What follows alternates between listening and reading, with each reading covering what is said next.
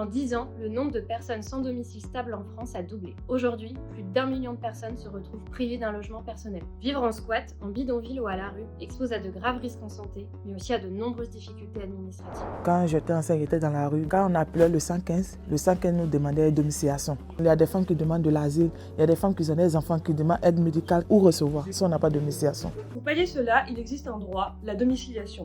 Elle permet à chaque personne sans domicile stable de disposer d'une adresse administrative pour effectuer ses démarches. Quand tu veux recevoir tes courriers, on te demande une domiciliation. Quand on fait nos démarches, il faut avoir des domiciliations. Donc, où on partait se laver la journée, manger la journée, il nous a fait un courrier pour aller faire domiciliation au niveau de la mairie. Si une personne vit sur la commune, même à la rue, a son enfant scolarisé, un suivi médico-social ou travaille sur cette même commune, le CCAS a l'obligation légale de la domicilier. Or, en 2022, en Île-de-France, seulement 26% des attestations de domiciliation ont été délivrées par des CCAS contre 74% par des associations ou des établissements de santé. Ces organismes sont donc forcés de se substituer progressivement au rôle des mairies. On a mené notre enquête. Nous avons essayé de contacter 96 CCAS des plus grandes villes d'Île-de-France pour comprendre les obstacles que rencontrent les personnes sans domicile stable qui essayent d'accéder à une domiciliation.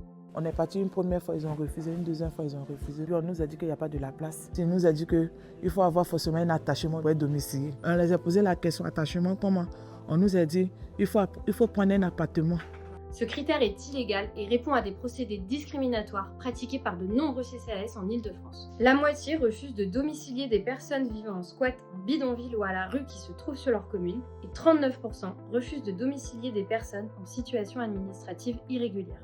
Pour améliorer l'accès à la domiciliation, les CCAS doivent tout d'abord respecter le cadre légal. Ils doivent également former davantage leur personnel et mieux communiquer sur l'existence de ce service. L'État doit aussi augmenter les budgets alloués à cette activité. Pour que plus personne ne soit empêché dans ces démarches administratives nécessaires pour accéder à ces droits fondamentaux, partagez massivement cette vidéo.